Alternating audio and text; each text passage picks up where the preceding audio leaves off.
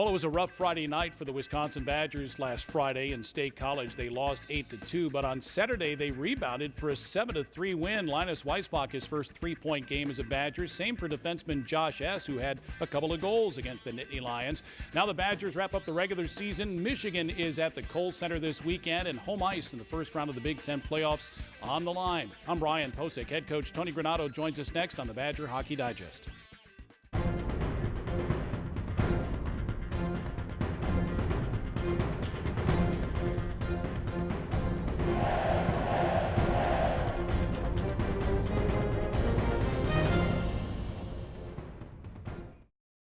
Weissbach with it. Centers now to Buns, right through the middle. Here's Gorniak, toe pull, shoots it, scores! Jack Gorniak!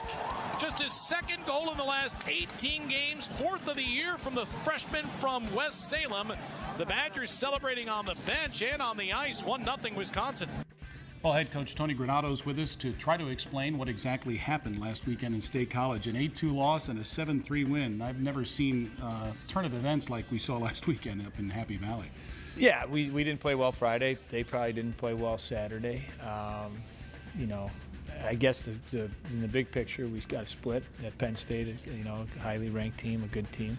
And back-to-back weekends, you go to the week before we go to Notre Dame, split, go to Penn State, split. So, I think coming off of that game on Saturday and coming home, for our last home series against Michigan, the team feels good about itself. I think, what you hope during the year is you learn and you gain some confidence on certain things that when your team's playing well, you can bring that into your next game, and that's what we're hoping to do in this series. Yeah, you made some changes with your line combinations, and one that really worked well was Tarek Baker with Linus Weissbach and Jack Gorniak, 3 goals and 7 points on Saturday night against the Nittany Lions. They're fast, yeah. and that was one of those things after the game on Friday.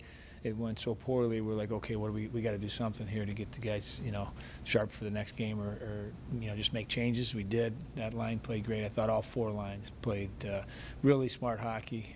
Obviously, when you can go into Penn State and hold them, they had 3 power plays in the first period. I think they had, halfway through the game, they had like 12 shots or 13 shots. So we did a really good job, all 4 lines, of playing well defensively. And then offensively, we had a ton of great chances. I thought our D were really smart when they jumped into play. I thought our forwards used their speed, like you talked about a second ago. And it was a great performance for our team. Yeah, Jake Buns has played twice in the last 3 games. He's a point-per-game guy now for you. Yeah, I know. He keeps bringing that up to us, too. He keeps skating by in practice saying, point a game, guys, point a game, which is great. He's been the good thing about Bunner. He's such a great kid, great guy to have on your team, and he stayed ready. And his ability to jump in to play like he did on the goal that Gorniak scored is the first goal of the game. And here's a defenseman that hasn't played a whole lot, but he knows what's asked of him, and he gets up into play, kicks it out to the outside, drives through, and creates some time and space for Gorniak to cut to the middle and bury a puck. So great effort by Jake Buns, and obviously having a player at depth like that is really important in your program. Yeah, it's an important weekend for Wisconsin. Home ice, first round of the Big Ten playoffs, still up for grabs with the Wolverines in town. It's also senior weekend. Let's take 2 minutes with Wisconsin's 6 seniors.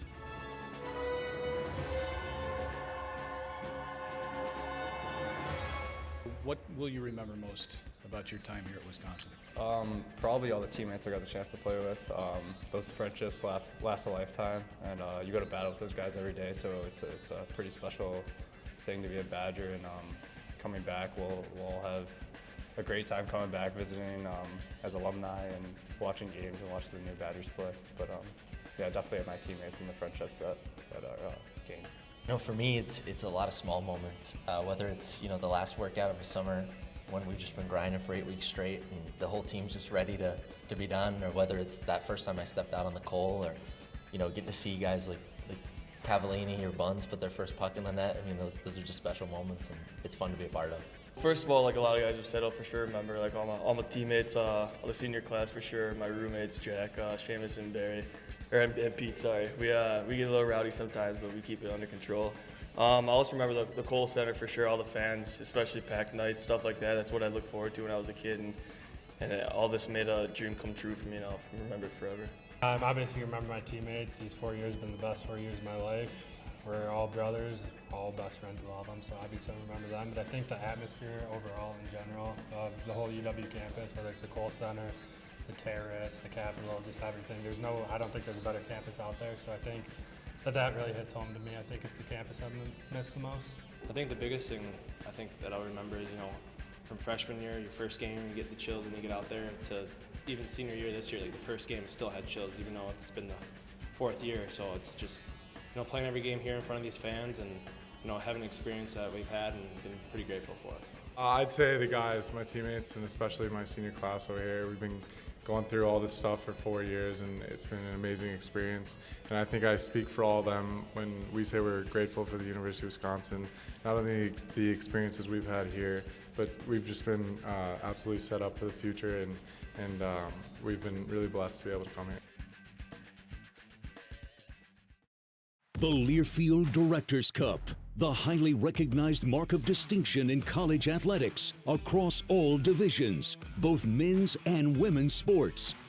Follow your favorite team's pursuit for excellence in this prestigious annual award through thedirectorscup.com, USA Today, or at L Directors Cup on Twitter or Facebook. Learfield Directors Cup, the crowning achievement in college athletics since 1993.